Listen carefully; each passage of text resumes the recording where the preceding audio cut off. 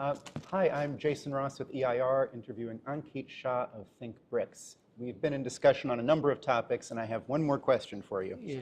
The role of the British Empire in shaping world history or misshaping world history was a common idea of Lyndon LaRouche.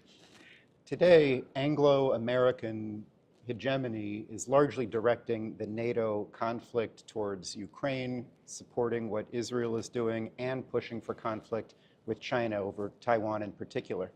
My question for you is, how do you see the global South taking the opportunity to be a more forceful voice to take its role in shaping the direction of world strategy?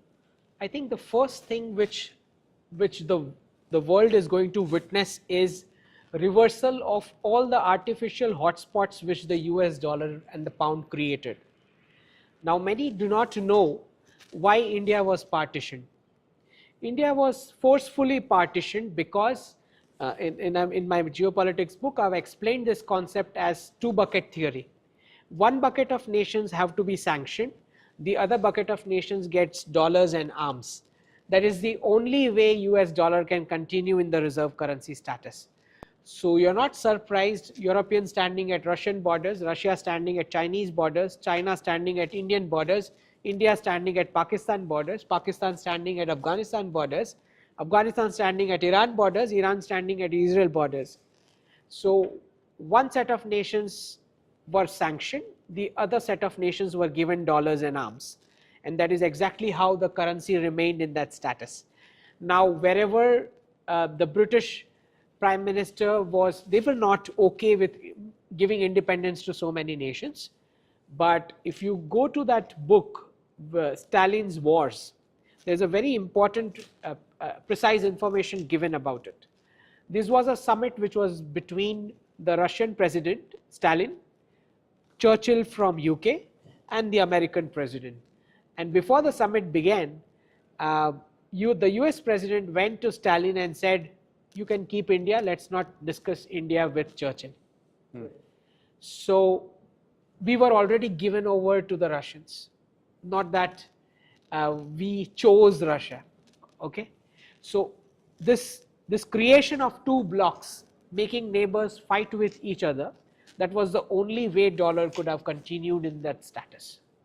Okay, so wherever there was no animosity, they created an artificial partition as well. Okay, so what we are moving towards is all those artificial hotspots are now reversing. Ukraine, Taiwan, POK will reverse, that is Pakistan occupied Kashmir, and Iran, Israel will also reverse, it has already begun.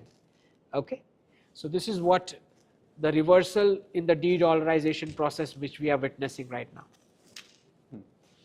And so how do you see the role for expanding that and moving that forward? For example, in the United Nations, the General Assembly holds one view. The Security Council, because of the veto, makes it impossible to move towards security. So for resolving these kinds of conflicts, one analogy that might be made is that in the United States, there are so-called swing states where you don't know which side it will go on. Do you think that there are global South countries that could leverage perhaps something like that position to shape the future? I think since the United Nations Security Council has failed to reform, in fact, if you just look at COVID, where were the P5 nations? It was India which saved 100+ nations' lives from our own pocket. We supplied medicines and vaccines. Where were the P5 during the Turkey earthquake? Where were the P5 when this Ukraine conflict is going on? Where are the P5 when the West Asia conflict is going on?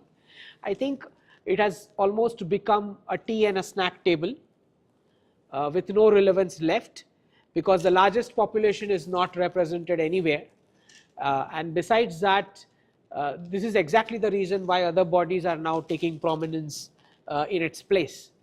I don't think Washington had that wisdom. If Washington had that wisdom, they would have asked UK to step down and took India in the UNSC 2-3 years back. But since it has not happened, since that 2022, all three are giving a miss to a UNGA event. Prime Minister Modi, President Putin, and Xi Jinping. all three are giving a miss to the UNGA event, primarily because it's now a defunct body. So last month, the Prime Minister Modi was in US and still he did not address the UNGA. Okay, he went to the Summit of the Future and addressed that, but not the UNGA. So I think since these bodies are not able to deliver anything for the mankind, it is only natural that BRICS plus G20 kind of bodies going to get more prominence in taking multilateral decisions going forward. So from here on, I will see a more of ancestral wisdom being dug out by each of the global south countries about what they believe, say for example in medicine, what they believe is treatment, what they believe is cure, what is the size of the clothing which they believe should be the size, okay, what should be the size of shoe which they believe should be the shoe size. I think that's where it's heading towards, rather than the Western standardization which was imposed. Well, Dr. Shah, thank you very much. Thank Appreciate you. it. Thank